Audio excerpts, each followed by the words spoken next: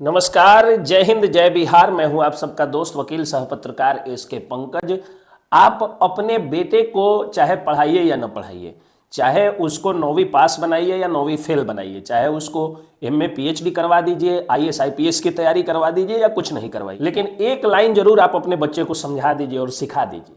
जैसे कबीरदास जी ने कहा था ना कि पोथी पोथी पढ़ पढ़ जग मोहा, पंडित भया न कोय, ढाई आखर प्रेम का पढ़े सो पंडित होए। उसी तरह एक और श्लोक है, जैसा करनी करोगे वैसा फल देगा भगवान, यह है गीता का ज्ञान, यह है गीता का ज्ञान। तो गीता के उपदेश में भगवान श्री कृष्ण पूरा सारे अध्याय को जब समाप्त करते हैं तो उससे शिक्षा मात्र इतनी ही मिलती है कि आप जैसी करनी करिएगा वैसा आपको फल ईश्वर और ऊपर वाला देगा।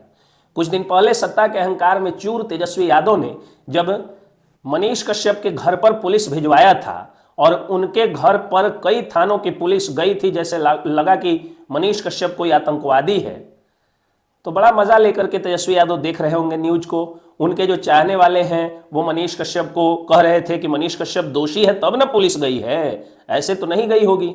राकेश तिवारी को भी उसी तरह से पुलिस ने उठाया, नागेश सम्राट को उसी तरह से पुलिस ने उठाया, अभिषेक मिश्रा को तो पुलिस ने 3-3 थानों की पुलिस ने उनके घर को घेर करके आतंकवादियों की तरह टॉर्च बड़ा बड़ा बार करके और उनके घर पर रेड मारी थी। तो इतने सारे पत्रकारों को जब सताया जा रहा था, जब तेजस्वी यादव सरकार में थे, तो उनको तो यही लगा होगा कि मेरी सत्ता है और मैं चाहे जिसकी आवाज दबा दूं। सत्ता के अहंकार में चूर तेजस्वी यादव ये तो नहीं सोचे कि विपक्ष या विरोध में उठने वाले मीडिया के स्वर बड़े इंपॉर्टेंट होते हैं, बड़ा महत्वपूर्ण होता है लोकतंत्र के लिए। उस समय इनको लोकतंत्र की दुहाई नहीं देनी पड़ी, उस समय ये संविधान की दुहाई नहीं दे रहे थे। लेकिन कल रात जैसे ही उनके उसी करनी के फल के रूप में भगवान ने उनके घर पुलिस भेजा कि उनके जो समर्थक थे सोशल मीडिया पर पूरा बिलबिला गए। उन लोगों का कहना था कि ये लोकतंत्र की हत्या है कि तेजस्वी यादव के घर पर पुलिस घर में घुस गई। जैसे कि तेजस्वी यादव, 9वीं फेल तेजस्वी यादव, कथित रूप से कोर्ट के द्वारा कथित रूप से चारा चोर के बेटा तेजस्वी यादव इतने बड़े विद्वान और इतने बड़े संत हो कि उनके घर में पुलिस नहीं घुस सकती। हाँ, ये बात अलग है कि आर्मी जवान के पोता, आर्मी जवान के बेटा, बीटेक विद्वान मनीष कश्यप के घर में पुलिस घुस सकती है। Graduate, double graduate Rakesh Tiwari के घर में पुलिस घुस सकती है। ग्रेजुएट या पोस्ट ग्रेजुएट नागेश सम्राट के घर में पुलिस घुस सकती है। किसान के बेटा और एक गरीब परिवार में जन्मे हुए graduate, post graduate Abhishek Mishra के घर में पुलिस घुस सकती है, लेकिन कोर्ट के द्वारा कथित रूप से चारा चोर के 9वीं फेल बेटा के घर में पुलिस नहीं घुस सकती है। तो ये जो दोहरे मापदंड है, ये जो चाल चरित्र में दोहरापन है, ये नेताओं को अच्छा लगता है।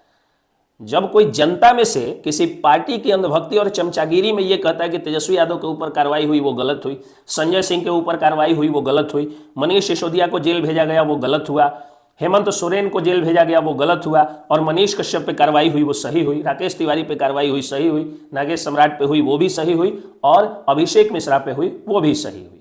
क्योंकि जो नाम मैंने लिया यानी मनीष कश्यप, नागेश सम्राट, राकेश तिवारी, अभिषेक मिश्रा या अनिल कुमार जैसे दर्जनों जो डिजिटल मीडिया के पत्रकार क्रिएटर्स थे, वो लोग गरीब हैं और तेजस्वी यादव जी अमीर हैं।